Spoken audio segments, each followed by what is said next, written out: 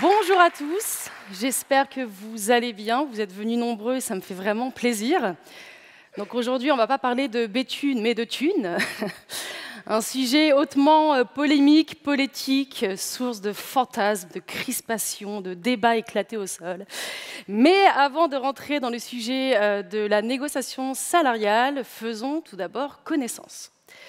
Donc moi, je suis recruteuse informatique depuis maintenant 10 ans. J'ai créé ma structure Build RH, où je suis donc recruteuse, mais aussi agent de carrière. Donc ça, c'est le mot plutôt stylé pour dire que j'accompagne les individus dans leur carrière. Donc ça peut être de la négociation salariale, ça peut être de la recherche d'opportunités, ça peut être aussi autour du droit du travail, ça peut être sur plein de sujets. En gros, je suis un peu le confessionnal parfois de la tech. Aussi, je suis auteure de livres en recrutement, donc ça, c'est le moment où je me la pète un petit peu. J'ai écrit donc 3 livres, Startufination, Les joies du recruteur et The Pragmatic Recruiter. Alors, moi et l'anglais, c'est un peu compliqué. Vous pouvez m'appeler Charlotte sans problème.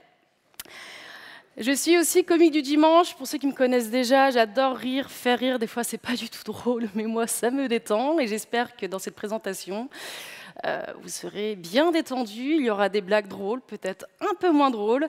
Mais il y aura aussi des sujets très sérieux que voici. C'est-à-dire, tout d'abord, quels sont les bugs observés qui justifient trop souvent un salaire faible, et on va faire une description des profils employeurs en mode persona. Ensuite, on fera une petite correction de bugs collective et on parlera des contre-arguments. Et enfin, je vous donnerai à tous des tips, j'espère, en tout cas utiles, pour bien anticiper la négociation salariale. Coder, c'est anticiper, postuler à un job aussi. Bref, promis, ça va bien se passer. Je vous le dis à vous, mais je me le dis aussi à moi-même. Alors, posons le décor. Donc, vous êtes ici. Voilà. Donc, clairement, quand il s'agit d'un poste à pourvoir avec un super salaire, c'est parfois très compliqué. Il se passe 1 mois de processus de recrutement, 3 mois de processus de recrutement, 6 mois de processus de recrutement, et là, 9 mois de processus de recrutement, et enfin, il y a l'accouchement d'une proposition salariale. On se tient la main, on a souffert, on a soufflé, et puis on regarde ensemble le salaire. Ça fout la gueule. Ah, clairement, on a le maroilles dans les chaussettes. On va pas se mentir, on est clairement dans le réarmement salarial, il est pas ouf. Mais l'idée est clairement de ne pas rester là à faire la tête avec vous et de comprendre vraiment ce qu'il se passe. Alors, les profils employeurs et les différents bugs. Tout d'abord, le premier, je pense que vous le connaissez par cœur. La grille salariale. Désolé, mais nous devons respecter la grille salariale. Alors, vous êtes plus souvent derrière ces barreaux que Patrick Balkany. Et clairement, le profil, c'est ce monsieur. Je l'ai imaginé dans cette configuration, une personne qui est un peu drivée par les chiffres, par les résultats, la culture du process, avec parfois le poids des décisions syndicales. Et je me devais avec vous de vous faire une petite imitation pour que le message soit quand même assez clair. Donc là, vraiment, vous allez prendre la main de votre voisin ou de votre voisine et on va plonger ensemble dans l'océan du malaise. Alors, selon l'usufruit de la convention collective Syntec, paragraphe 4, alinéa 2B, coefficient 120, appliqué au poste de développeur back-end. En full remote, selon les conditions générales stipulées dans le contrat de travail, soit 4 jours en présentiel, 3 jours en télétravail, week-end compris. Très belle offre. Le salaire est donc de 48,679. Est-ce que, évidemment, cela vous intéresse? Répondez pas tous en même temps, je suis déjà assez ridicule comme ça. Mais vous avez compris que, clairement, ce monsieur, ou du moins ce personnage, dira la chose suivante: si déjà tu as un poste chez nous, c'est génial, alors contente-toi de ce salaire. Je pense que vous avez immédiatement une personne en tête ou un type d'entreprise. Alors, pour vous donner quand même la grille de marché sur la partie lilloise, j'ai essayé d'aller chercher de l'information, j'ai fait aussi quelques recrutements, voilà ce qu'il en dégage concernant junior, confirmé, senior et à plus de 10 ans d'expérience. Alors, j'ai mis junior, senior en fonction des années d'expérience, mais clairement, il y a débat sur le sujet. La seniorité et la juniorité, ce n'est pas qu'une histoire de kilométrage, hein, c'est aussi des compétences. Mais c'est pour avoir un ordre d'idée, donc c'est offert par la maison, vous pouvez l'utiliser pour vos négociations en interne, mais aussi pour vos futures propositions salariales. Alors, on peut dire clairement que voilà, vous êtes Hauts-de-France, mais il y a un petit côté bas de France aussi. Voilà. Non, mais c'est vrai que par rapport à Paris, bon, après c'est un peu normal, il y a effectivement un gap aux alentours de 10 à 15 KE à peu près par rapport à la région parisienne. Alors, le deuxième bug, je pense que vous le connaissez aussi, désolé, mais Courgette est tech lead depuis 3 ans chez nous et tu auras plus que lui en arrivant. Alors, pourquoi Courgette ? Évidemment, pourquoi? Donc moi, j'adore cuisiner les courgettes en gratin, en tout ce que vous voulez, mais on ne va pas se mentir, il y a beaucoup de concours de courgettes dans les équipes. Et donc là, évidemment, on imagine les ambiances de vestiaire avec Didier Deschamps, qui dirait la chose suivante. Alors évidemment, je ne vais pas faire d'imitation, parce que je ne suis pas dans... Oh, c'est la force du collectif. Voilà, hein, il dirait pas de distorsion salariale, je ne veux pas d'embrouille, je ne veux pas que les gens démissionnent. Donc, tout le monde au même niveau, ça part d'une idée plutôt intéressante. Il y a quand même une certaine bienveillance, mais ça a quand même ses limites. Le bug numéro 3, les finances, je pense que vous le connaissez aussi. C'est un bug qui est arrivé souvent en 2023, mais aussi en 2024. On va croiser les doigts pour que ça ne soit pas en 2025. Mais les finances sont compliquées, donc c'est pas toujours simple de déceler le vrai du faux.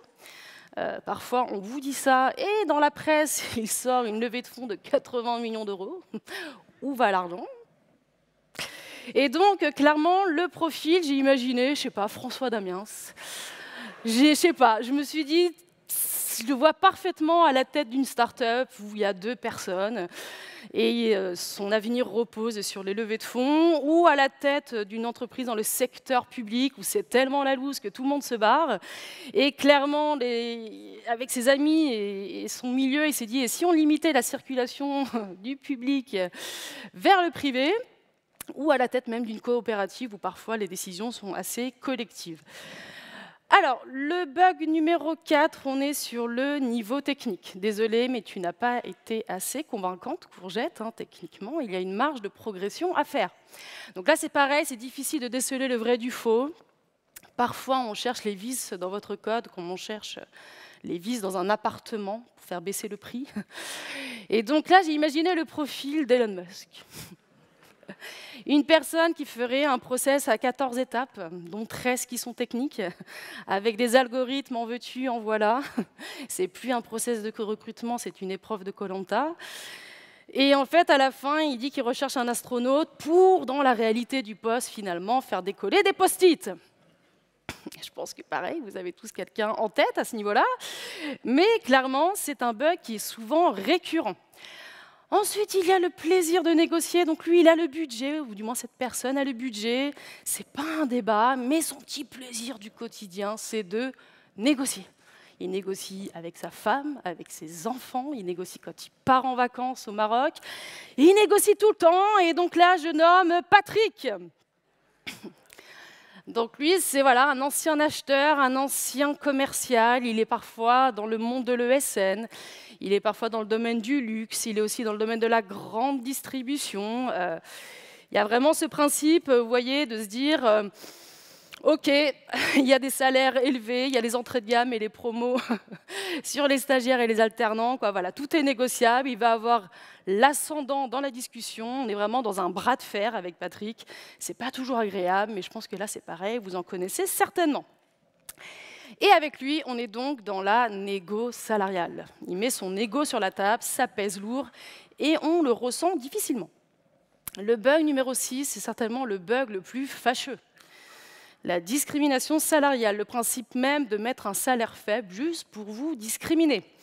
Donc là, ça va choisir une population plutôt vulnérable sur le marché. Moi, j'ai vu beaucoup de sujets autour de la discrimination salariale avec des chiffres entre les hommes et les femmes. Je pense que ces chiffres, vous les connaissez plutôt bien.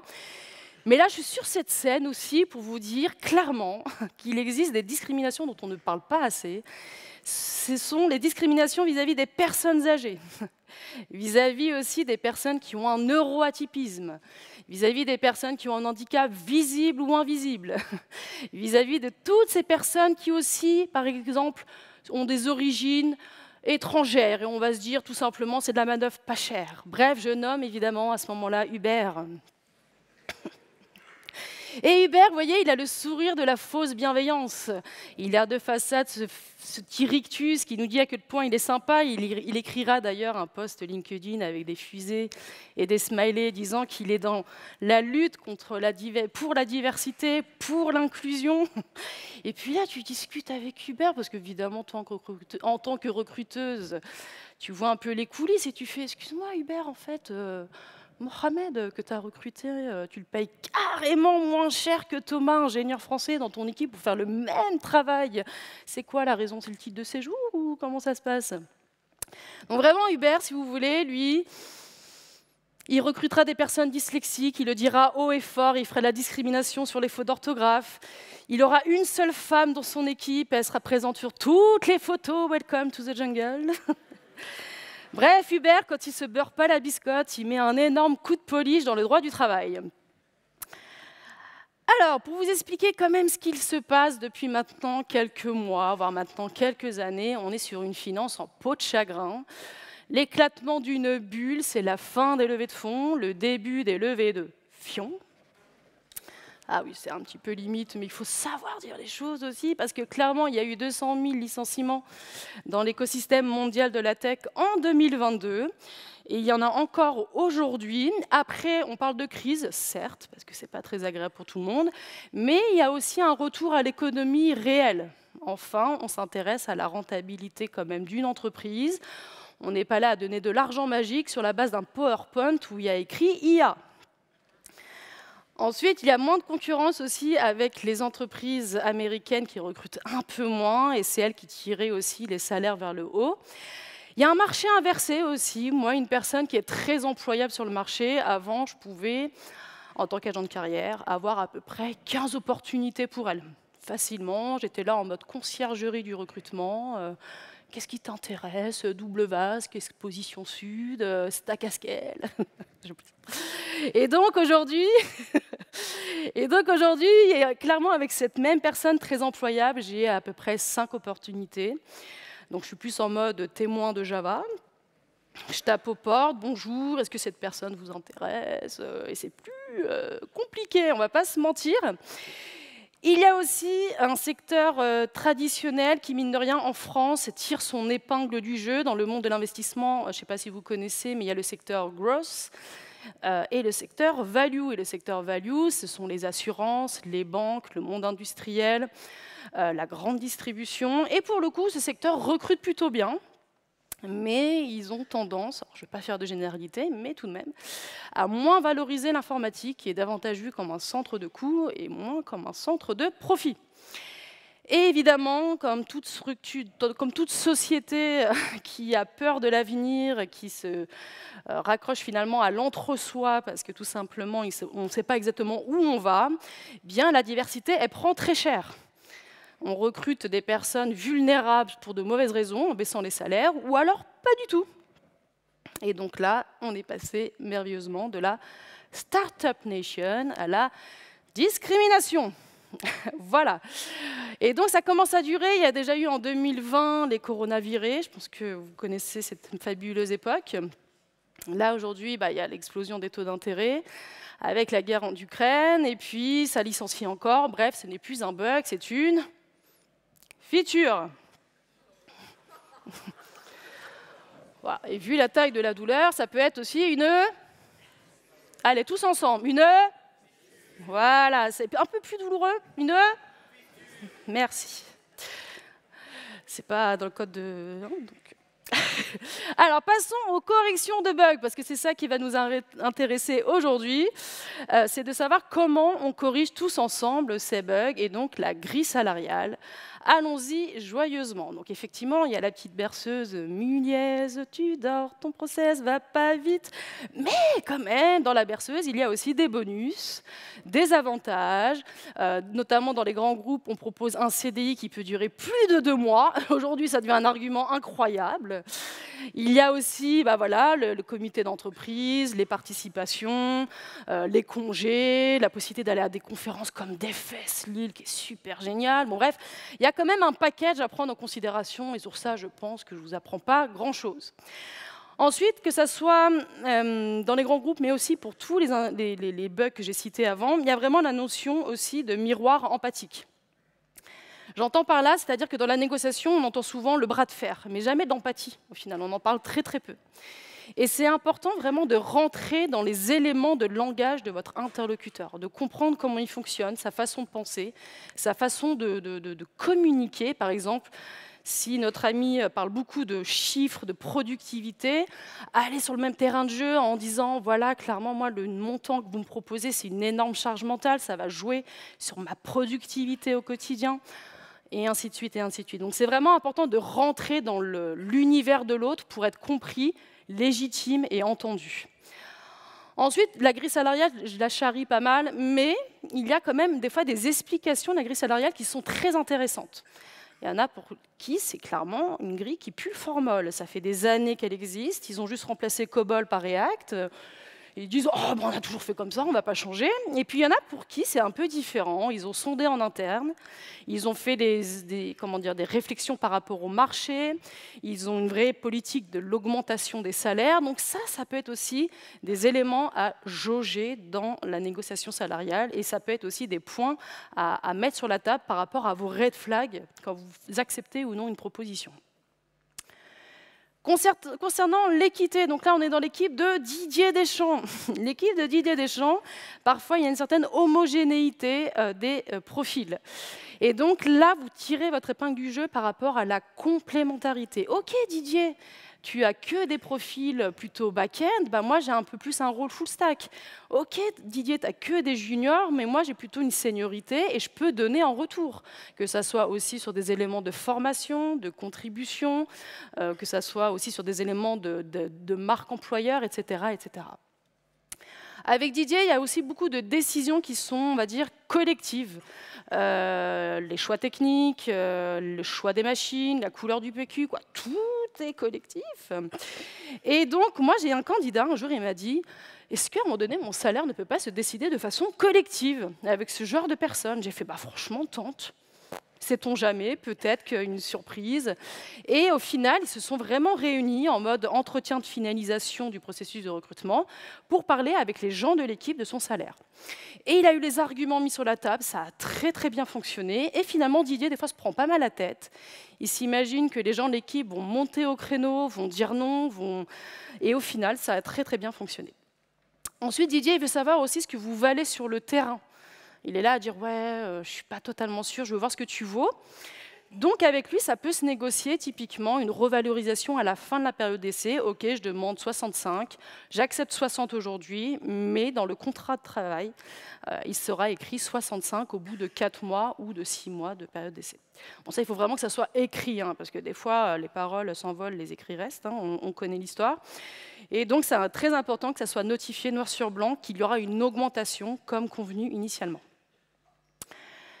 Les finances, on est dans l'équipe de notre ami François. Alors, il faut savoir que François, clairement, il ne recrute pas un salarié, lui, il recrute un associé. Il y a un cofondateur ou une cofondatrice ou 2 cofondateurs, et donc il recherche son pilier de la technique. Et donc, à un moment donné, c'est important avec lui de faire une indexation sur le risque. Le poste, il est exposé. Il y a des gros risques à prendre en matière d'investissement, en matière d'avenir de la solution. Donc là, clairement, avec lui, il faut indexer avec des BSPCE, des parts, faire un pacte d'associés, etc., etc. Et aussi avec François, j'ai remarqué assez souvent, c'est que, évidemment, son argument, c'est les finances. Et souvent, François, il me dit, tu sais, Shirley, clairement, j'ai pas 5 KE à lui donner à ton candidat. Et moi, je lui dis, écoute-moi bien, mon petit François, en fait, ça va faire 6 mois que tu recherches. Ton projet n'a pas avancé, les investisseurs ne vont pas mettre des sous là-dedans. Tu es obligé de payer un cabinet de recrutement, les gens de ton équipe sont en train de partir, et en plus de ça, la personne qui est apparemment géniale pour ce poste ne va pas venir chez toi. Ça te coûte combien au final? C'est pas un peu plus que 5 KE? Donc moi, souvent, je pointe les coûts de recherche. Et avec vos intermédiaires de recrutement, si vous en rencontrez, n'hésitez pas à leur dire, mettez cet argument sur la table parce que ça peut vraiment jouer dans la négociation. Et souvent, ça marche. Je leur dis, franchement, on va passer un temps fou à chercher, ça va coûter plus cher que les 5 KE. La polyvalence, avec François, avant, avec des levées de fonds magiques, il pouvait recruter 14 personnes.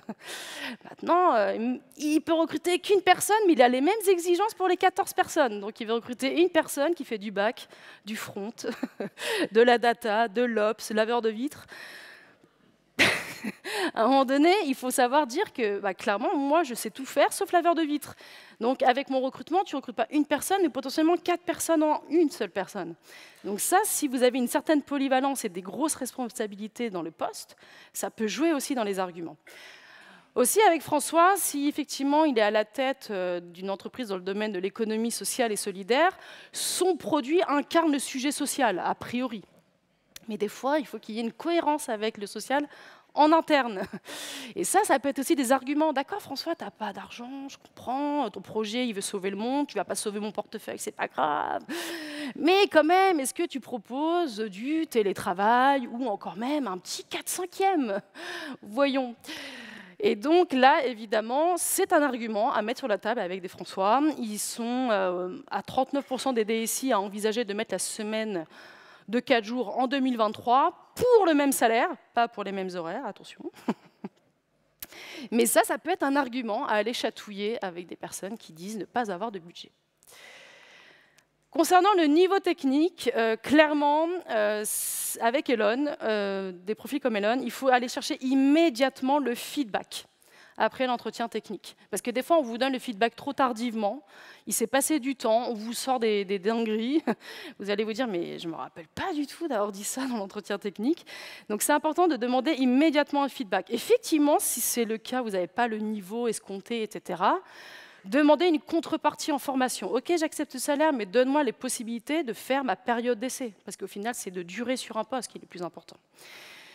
Aussi, il y a des personnes qui m'ont dit « je sens que là, je ne suis pas à l'aise sur cette opportunité. J'ai vu dans l'entreprise, ça recruter sur d'autres postes. Est-ce que je peux tenter ailleurs ?» J'ai dit « franchement, vas-y ». Et parfois, ça a très, très bien fonctionné. Il ne faut pas hésiter à aller chatouiller les autres postes où vous sentez que vous êtes beaucoup plus raccord avec vos compétences. Et puis aussi, de temps en temps, avec délicatesse et diplomatie et tout, l'hypocrisie du monde, de aussi tout de même chatouiller parfois les mismatchs techniques. Parfois, on vous met des algos de tarés pour faire un site vitrine. Bon. Parfois, on va vous évaluer sur de l'ops alors que vous faites du front-end. Bon, des fois, il y a vraiment des incohérences. Et de mettre sur la table que quelque part, vous mettez votre esprit critique et à faire en sorte d'améliorer aussi les choses pour eux, parce que si ça ne marche pas avec vous, potentiellement, ça ne marchera pas avec d'autres candidats. Ça peut parfois, mais pas toujours, être apprécié. La négociation, donc là, c'est notre ami Patrick. Lui, il faut chatouiller un petit peu son ego. Et chatouiller son ego, c'est être dans l'apport de valeur. Ça peut être aussi bien sur des éléments de réseau. Avec moi, je peux t'amener d'autres candidats ou encore même d'autres clients. Apporter aussi de l'apport de valeur sur de l'expertise. Ou encore même travailler sur la marque employeur en étant contributeur dans des conférences, etc. etc. Ça peut faire plaisir vraiment à Patrick. Il a l'impression vraiment que vous êtes une personne fiable, vous êtes vraiment une personne solide, en tout cas, dans son équipe. Avec Patrick, des fois, ils se sentent un petit peu plus beaux qu'ils ne le sont, les Patrick. Et c'est important avec eux aussi de pointer les failles. De dire, là, clairement, c'est pas parfait, moi, je peux t'apporter ça en matière de valeur. Et ça, je sais que les freelances le font beaucoup, ça, de pointer les failles et de dire que votre expertise se situe à tel niveau pour aider votre client. Pointer les failles, pointer les vices et aussi mettre des limites. Moi, j'ai déjà vu des Patrick qui m'ont dit « Bon, Charlotte, t'es un peu cher. » J'ai fait « Ouais, très bien, mais par rapport à qui? Par rapport à quoi ?» Et donc, vas-y, qui me fait 5 allers-retours de négociation, à un moment donné, c'est épuisant. C'est épuisant, donc vraiment, là, c'est pareil, gros red flag. Moi, j'ai envie de dire 2 allers-retours grand max. Parce que des gens qui négocient dès le début, comme ça, dès le process de recrutement, après, ça négocie pour tout. Ça négocie pour également les recrutements, ça négocie pour obtenir une machine, ça négocie pour obtenir des billets pour aller à une conf, et ça devient infernal dans votre quotidien. Donc autant ne pas du tout y aller. La discrimination, pas facile de corriger ce bug. Là, j'ai envie de vous dire, avec ma posture de privilégié devant vous, je vous dirais surtout, n'y allez pas. Vraiment, c'est pas normal, et c'est vrai, mais c'est facile quand on est dans une posture où on peut dire un petit peu merde aux autres. Je vois que dans le monde de l'informatique, surtout en ce moment, il y a vraiment deux salles d'ambiance. Des gens qui claquent la porte et qui savent dire non, puis d'autres qui sont quand même là à gratter aux portes et à se dire, mais à un moment donné, je veux juste qu'on me donne une chance, même pour une alternance. Et ça, moi, ça me rappelle un petit peu la situation de ma mère. Typiquement, ma mère, elle a fait des mauvaises pioches dans sa vie. Elle a eu des origines maghrébines, mauvaise pioche pour un recruteur. Elle a eu aussi 4 enfants, 2 paires de jumeaux à seulement 18 mois d'intervalle. Moi, j'ai vu ses talons bien usés. J'ai vu vraiment, à un moment donné, quand il fallait raconter son histoire professionnelle, on lui demandait systématiquement « Est-ce que vous êtes maman ?» nanana. Et à un moment donné, on lui propose quand même le fameux Graal du CDI. Elle est évidemment super contente. Puis là, on retrouve le bébé qu'on a vu qui chiale un peu quand même. On lui fait moins 20% sur son salaire. Tranquille. Et donc, qu'est-ce qu'elle allait dire? Elle n'allait pas dire eh, « oh, je ne vais pas y aller avec mes 4 enfants ». Évidemment qu'elle y est allée. Mais par contre, elle m'a toujours dit une chose. Si on te met une énorme claque, Shirley, ne tends pas l'autre joue, mais tends l'oreille. Tends l'oreille à la formation, tends l'oreille au réseau. Et fais de cette expérience non pas une fin en soi, mais un tremplin. Vas-y en connaissance de cause. Et après, tu pourras évidemment faire tes armes ailleurs. Donc c'est ce que j'ai envie de vous dire, vous faites ce que vous voulez, mais la discrimination, c'est loin d'être un sujet simple. Il n'y a pas de réponse toute faite, ça dépend beaucoup de notre point de départ. Alors, quelle attitude adopter? Donc, je reviens un petit peu sur tout ce qu'on vient de se dire. C'est vraiment le parti miroir et empathie tactique. On le retrouve beaucoup, ces éléments, un peu dans la process communication. Je ne sais pas si vous connaissez, mais ça se rejoint un petit peu dans tout ça. C'est vraiment faire un pas vers l'autre pour faire en sorte, à un moment donné, que tout le monde s'y retrouve. Ensuite, c'est important d'être aussi dans ce que j'appelle les critiques constructives. Quand vous voyez vraiment que la personne en face de vous, ça ne va peut-être pas le faire, mais faites vos critiques quand même. Et des fois, ça peut super bien fonctionner. Pensez à l'autre avant de tout de suite penser à vous, même si, in fine, vous pensez quand même beaucoup à vous. Moi, chaque fois que j'étais avec des clients, j'étais là en mode « je vous aide », je dis ça pour vous, ça a toujours fait des super TJ à la fin. Donc, que ce soit freelance ou CDI, parfois, ça marche très bien de vouloir aider l'autre et d'être intelligent et intelligente dans les critiques formulées. Le silence est aussi une arme redoutable, ne pas tout de suite monter au créneau, ne pas avoir de communication agressive. Ok, d'accord, je vais réfléchir, etc. et de prendre le temps de la réflexion. Alors, sur un malentendu, est-ce que ça peut marcher? Évidemment, il y en a, ils ont obtenu des choses incroyables au culot. Mais j'ai envie de vous dire que l'objectif de cette conférence, c'est de vous donner aussi des tips en matière de négociation et d'anticipation surtout. Mais avant de rentrer dans chaque étape du processus de recrutement, j'ai envie de vous dire aussi qu'on est tous différents dans notre rapport à l'argent. On a tous vraiment une histoire très très différente. Notre rapport à l'argent, il est dépendant de notre histoire personnelle, de notre religion, de notre éducation, de plein de paramètres qui sont, mine de rien, ultra importants dans la démarche d'une négociation salariale. Par exemple, il y a des personnes qui ont le syndrome de l'imposteur, qui diront tel salaire, moi je ne le mérite pas, c'est le marché qui dit tel salaire, ce n'est pas exactement ce que je vaux, etc. Il y en a pour qui c'est un gadget, le salaire, c'est vraiment pas du tout important, et tant mieux. Il y en a, c'est une revanche sociale, ils savent que d'aller à tel niveau de salaire, c'est leur façon de montrer leur valeur à l'extérieur, leur valeur auprès de leur famille, la valeur auprès de leurs amis, la valeur auprès de collègues, etc., etc. Il y en a, ils sont dans le mur porteur de la famille. Ils portent toutes les finances dans la famille. On ne part pas sur le même point de départ que d'autres personnes qui seront beaucoup plus sereins vis-à-vis de l'argent. Donc c'est important déjà de savoir où vous vous situez un petit peu quand même dans cette frise. Ensuite, à chaque étape, déjà, il y a le choix du poste. Est-ce que vous êtes dans votre zone de confort ou au contraire, vous êtes là plutôt, on s'en éloigne? Donc il faut avoir conscience de ça, que déjà, vous ne partez pas sur les mêmes avantages. Est-ce que c'est un secteur qui paye bien? Est-ce que c'est un poste qui paye bien? Entre le secteur public et les GAFAM, je pense que vous voyez de quoi je parle, on n'est pas du tout sur les mêmes niveaux de salaire. Même au niveau des postes, très clairement, les postes Ops, Data, Sécurité et Cloud, on peut espérer un gap salarial de 7 à 13% quand même.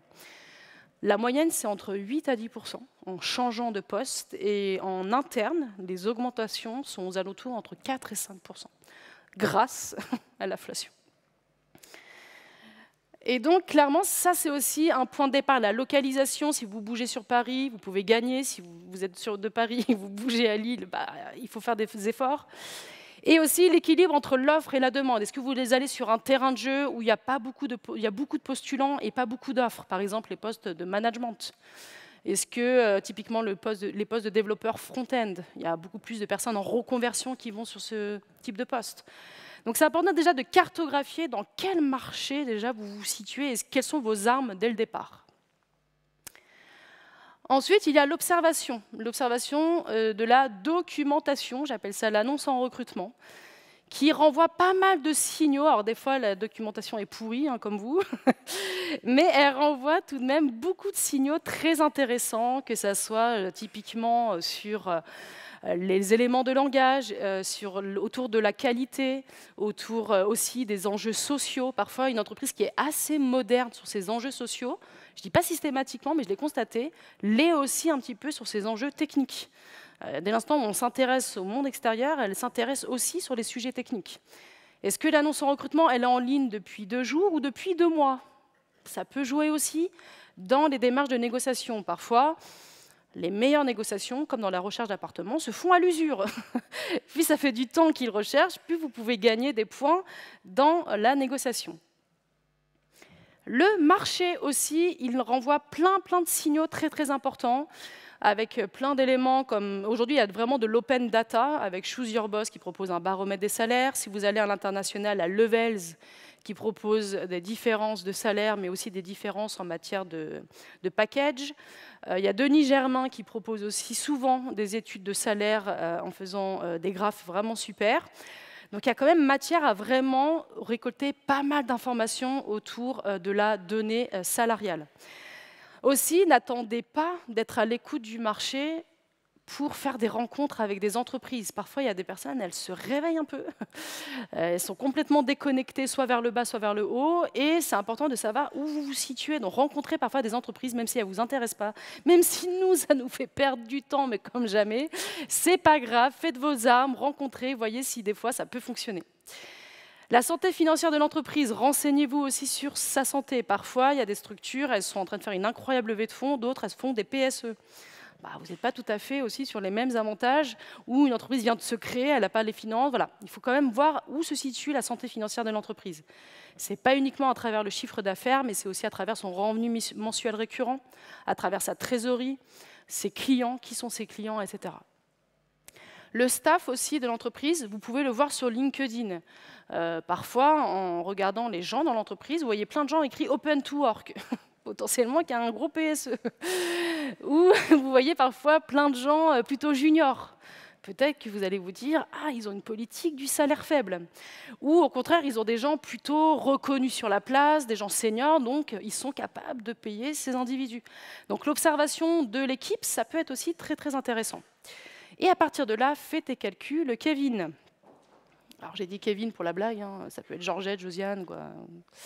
Mais surtout ces calculs, il faut les faire en fonction de vos contraintes personnelles, en fonction de votre histoire aussi personnelle, et surtout garder secret tous ces éléments de calcul. La face-à-face RH, une étape souvent négligée, où vous êtes là à vous dire « mais qui on va encore rencontrer? Elle ne comprend rien à la tech ». Alors que des fois, c'est pour moi ce que j'appelle la récolte aussi de la donnée. Plus vous allez bien questionner votre interlocuteur, il va se passer plusieurs choses. Vous allez pouvoir comprendre très vite si vous êtes en position de force ou pas. Est-ce qu'il y a d'autres candidats sur ce poste? Est-ce que c'est une ouverture de poste ou un remplacement? Est-ce qu'ils ont une bonne culture du delivery? C'est tout bête, mais la négociation, c'est pénible. Est-ce que vous avez envie d'aller au bout de la négociation si déjà vous savez de facto que l'environnement ne va pas du tout vous plaire? Vous pouvez aussi questionner sur, encore une fois, les clients, comment ils se font de l'argent, etc., etc. Aussi, c'est à ce moment-là, vous pouvez faire du RH ou du recruteur ou de l'opérationnel votre allié, en étant vraiment dans l'apport de valeur. Souvent, vous êtes là à me donner un défilé de techno. Alors, c'est très sympa, moi j'apprends plein de choses. Mais vous n'êtes pas une IA, vous voyez ce que je veux dire? Vous êtes vraiment des individus avec un track record, avec une histoire professionnelle. Et l'apport de valeur, c'est l'impact.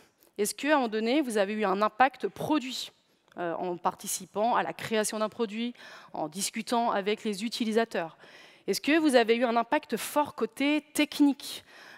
Typiquement, ce qui va m'intéresser, c'est voilà, est-ce que vous avez dû gérer du legacy? Est-ce que vous avez travaillé sur des problématiques de scalabilité, de performance? Est-ce que côté métier, vous avez géré la programmation, par exemple, concurrente avec du fort trafic? Ça va être intéressant. Est-ce que vous avez dû suer à un moment donné aussi côté méthodologie en mettant de l'automatisation, des bonnes pratiques de développement? Côté humain aussi, est-ce que vous avez formé, recruté, etc., etc. Et ça, vraiment, c'est votre histoire, c'est ce qui vous incarne et ce qui fait que vous pouvez potentiellement avoir le job en face avec le bon salaire. Parce que la personne, elle va se dire, tiens, elle a de l'impact, vous allez donner des faits concrets et faire des ponts avec l'entreprise en face de vous. Ça peut vous donner vraiment beaucoup de points pour la suite. Aussi, annoncez toujours une ou deux pistes pour la suite. Des fois, vous me dites « Oh Charlotte, t'inquiète, t'es toute seule, la voie est libre ». C'est très intéressant pour moi, je suis très contente. Mais donnez toujours une ou deux pistes, c'est un peu votre joker pour la suite. Si vous le dites à la fin « Ouais, finalement, il y a une autre entreprise », on peut se dire « Ok, c'est un peu bullshit ». Mais par contre, si vous dites tout de suite « Oui, j'ai d'autres pistes », sans dire évidemment les noms, sans donner de détails, quand il faudra arriver à la fin et qu'à un moment donné, la proposition ne vous plaît pas de fou, vous pouvez dire, bon, bah, l'entreprise Y, elle m'a proposé tant en termes de salaire, je vais réfléchir. Je vais réfléchir, c'est pour nous tuer. Clairement. Et là, légèrement, les entreprises disent, ah purée, j'ai envie quand même de le recruter, on va faire un effort. Et parfois, ça peut fonctionner. Donc vraiment, annoncez toujours que vous avez des pistes, même si ce n'est pas le cas. Ce n'est pas malhonnête, mais c'est une stratégie de négociation comme une autre. Concernant la question du salaire, souvent je dis, Kevin, quel est ton salaire souhaité? Et là, Kevin, il me sort plein de bêtises. Kevin, il me sort déjà son salaire actuel. Donc, je suis à 45 KE, j'ai la participation, j'ai l'intéressement. Ensuite, je veux 55 KE parce qu'évidemment, je compte m'acheter un appartement, je compte m'acheter une voiture. Ah oui, je ne t'ai pas dit, Shirley, également, le nounou de mon fils me coûte tant par mois. Et là, j'ai envie de dire, tais-toi, Kevin! Il y a ta propale qui dort. Je ne suis pas ton banquier, je ne suis pas ta mère. Il faut vraiment ne pas donner de détails sur le salaire actuel. Donnez le salaire souhaité avec un chiffre spécifique. Ne donnez pas un rang, typiquement, je vais entre 40 et 50. Là, dans la tête de l'interlocuteur, on est sur un 40, vous voyez ce que je veux dire? Il suffit, vous tombez sur Patrick, il me dit « Oh, on va tenter un petit 30 ». Donc vraiment, un chiffre spécifique que vous avez en tête, que vous gardez de façon cohérente. Après, il y a la méthode Ackermann. Bon, ça, c'est une méthode, je ne vous cache pas, moi, je ne suis pas spécialement à l'aise, mais elle existe, donc je vous la donne. C'est des gens qui gonflent un petit peu. Par exemple, vous voulez 72, vous dites « Tiens, je veux dire un petit 80 ». Pourquoi on gonfle? Parce qu'au final, en faisant un pas vers l'autre, vous arrivez finalement à descendre au salaire que vous souhaitez initialement. Et en montrant que vous faites des efforts, vous montrez votre motivation pour le poste. Ça peut marcher, mais pas tout le temps. Il faut que ça soit quand même une augmentation raisonnable. Et le roi de cette méthode, c'est Emmanuel Macron. Il va typiquement proposer une réforme incroyable. Et là, c'est levé de bouclier, les syndicats, les machins, les bidules. Il fait non, finalement, on va aller plutôt vers ça. Et le ça, c'est ce qu'il voulait certainement dès le début. Mais s'il avait mis tout de suite sur la table, il aurait certainement eu des problèmes. Donc, c'est une méthode qui existe. Ça existe beaucoup dans le domaine commercial. Il faut être un peu à l'aise. Moi, perso, je ne suis pas spécialement à l'aise, mais des fois, ça marche très, très bien. Enfin, explication de votre marge de flexibilité. Il y a des explications derrière votre chiffre. Ce n'est pas uniquement un chiffre sorti du chapeau, en mode, voilà, je vous donne le salaire de Pierre-Paul Jacques, il gagne tant dans telle entreprise. Non, montrez que vous avez quand même fait des calculs, qu'il y a une explication derrière ce chiffre. Par exemple, si vous demandez 72 KE, bon, après ça peut être 50 KE, quoi, peu importe, vous dites, je suis prêt à faire des efforts parce que la stack me plaît, ou en contraire, il y a de l'apprentissage ou du full remote. Si par contre, il y a du surinvestissement, un poste exposé, etc., je vais peut-être avoir tendance à demander plus. Et ça, clairement, les freelances le font énormément. il propose vraiment un TJ qui est flexible en fonction de la durée de la mission, la localisation de la mission, en fonction même, je ne sais pas, des enjeux et des challenges. Donc ça, c'est important vraiment de mettre que vous avez pensé à ce chiffre, vous l'avez conceptualisé en fait. Ce n'est pas quelque chose qui, comme ça, sort du chapeau. La rencontre technique, c'est là où le jour où tout a basculé, soit ça passe, soit ça casse, mais ça se prépare quand même aussi un petit peu en amont. C'est de comprendre déjà quelles sont les attentes prioritaires sur le poste et de comprendre aussi quel est le format d'évaluation. Parfois, en fonction des formats d'évaluation, on n'attend pas exactement les mêmes choses de vous. Il y a des formats d'évaluation qui sont vraiment de la pure technique. Et donc là, il faut un peu plus bachoter, s'entraîner sur du lead code, aller peut-être faire de la rencontre avec des mentors techniques. Parfois, on est beaucoup plus sur des soft skills. On attend beaucoup plus de vous, comment vous pensez, comment vous réfléchissez, comment vous arrivez à sortir votre épingle du jeu dans des situations que vous ne connaissez pas. Et d'ailleurs, c'est même à ça qu'on reconnaît parfois l'expertise. Et donc là, typiquement, c'est beaucoup plus vraiment de rentrer un petit peu plus dans la logique des points de souffrance de l'équipe. Quand vous allez faire l'entretien technique avec l'entreprise, c'est de dire, OK, quel apport de valeur je peux apporter et comment je peux à la fois le montrer dans le code autour de l'évaluation technique, mais aussi dans les discussions, dans les échanges. Et demandez un feedback et faites vos restitutions et critiques éventuelles, si évidemment vous vous sentez à l'aise à le faire et si vous y voyez un intérêt. L'équipe, clairement, c'est une étape du process où des fois, vous vous dites que ce n'est pas forcément très important, ou des fois, elle n'existe pas, cette étape, bien malheureusement.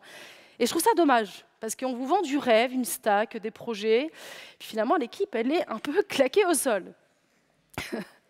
Et franchement, là, j'ai envie de vous dire, faites en sorte au maximum, si vous pouvez, de rencontrer les individus, voir qui sont les personnes influentes. Il y a parfois ce que j'appelle de la hiérarchie réelle et la hiérarchie fantôme.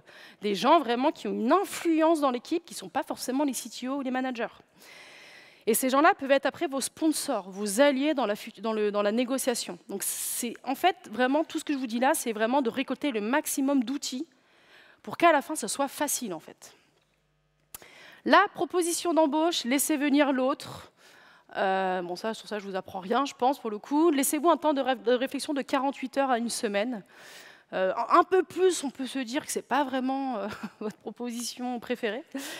Mais voilà, pendant ce temps de réflexion, partagez vraiment tout ce que vous avez en tête, vos doutes, avec des gens de confiance. Ne mettez pas sur Twitter « Voilà, j'ai obtenu ça, quel est votre avis ?» Là, il y a 14 000 personnes qui vont vous répondre, vous allez avoir plein d'avis différents, c'est impossible de faire le tri. Vraiment, discutez avec des gens bienveillants qui vont vraiment vous donner le maximum de conseils. Restez cohérent. Si vous dites « Ah ouais, en fait, finalement, c'est facile, j'ai obtenu vite fait un salaire, et puis en plus, l'équipe, elle est complètement nulle. Donc finalement, je vais demander 85 ou je ne sais combien. » Là, c'est la meilleure façon de se flinguer. Donc vraiment, restez cohérent sur le prix que vous avez annoncé initialement, le fameux chiffre spécifique. Et faites une contre-offre argumentée avec des faits, avec la fameuse empathie tactique et le bon timing. Parfois, clairement, milieu de semaine, c'est souvent mieux qu'un lundi ou un vendredi soir, mais bon. Voilà, choisissez le bon moment où vous sentez que la personne en face, elle est vraiment disposée pour vous écouter. Plus de 8 cadres sur 10 ayant négocié leur salaire se déclarent satisfaits de l'issue de la négociation, d'autant que 65% des cadres ayant négocié ont obtenu le salaire demandé ou un salaire supérieur. Et ça, ce sont des chiffres actuels, donc c'est plutôt une bonne nouvelle. Alors tu conclus, Jean-Claude, bien évidemment, c'est quand même l'objectif. Alors, ne vous faites pas de film avec tout ce que je viens de vous dire, c'est des boîtes à outils, faites vraiment les choses à votre façon, en fonction de vous, de votre personnalité, mais clairement, pour obtenir un yes, man ou woman, clairement, il ne faut pas vous dire que vous n'êtes pas cher. Ne bradez pas votre compétence, ne vendez pas la maison, ne faites pas rétrécir les gosses. Parfois, dans l'IT ou quand même dans l'IT, à contrario, il y a un peu des comportements en mode loup de Wall Street. Des individus qui vraiment vont se dire « Tiens, là, moi, j'ai mon poste que j'appelle mémoire de forme dans mon entreprise. Ça fait 15 ans que j'y suis. C'est complètement adapté à moi. Je vaux tant chez eux. Mais par contre, sur le marché, je suis inemployable ou difficilement employable. » Donc, c'est important de rester connecté avec le marché et d'avoir conscience aussi que l'expertise technique n'est pas uniquement une histoire de guerre des étoiles sur GitHub. C'est aussi de l'impact, c'est aussi du track record. Pour vos jours heureux, c'est important de ne pas évidemment voir que le salaire. Ça reste mon avis. À un moment donné, des fois, il y a des entreprises, elles vous proposent un salaire magique. Mais finalement, l'argent que vous avez obtenu va partir dans les frais hospitaliers ou dans les burn-out. Donc, clairement, renseignez-vous vraiment. Voyez l'équipe, voyez si vous avez envie de travailler avec ces individus, voyez si l'entreprise elle est dans l'inclusion de votre handicap, dans l'équilibre vie pro-perso, dans l'inclusion de la parentalité. Pour moi, je pense que c'est quand même très, très, très important. Parfois, vous me citez la peur en me disant...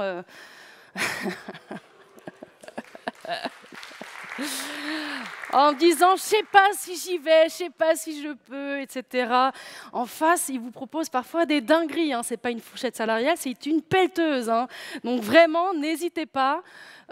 Allez-y, foncez. Je suis même persuadée qu'avec cette présentation, vous aurez quelques petits tips pour après. Et si évidemment ça fonctionne, j'aurai le plaisir de danser avec vous. Parce que oui, cette talk se termine par une danse. Pas n'importe laquelle.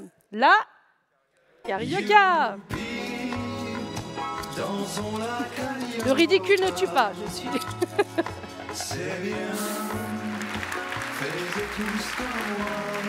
Merci à tous.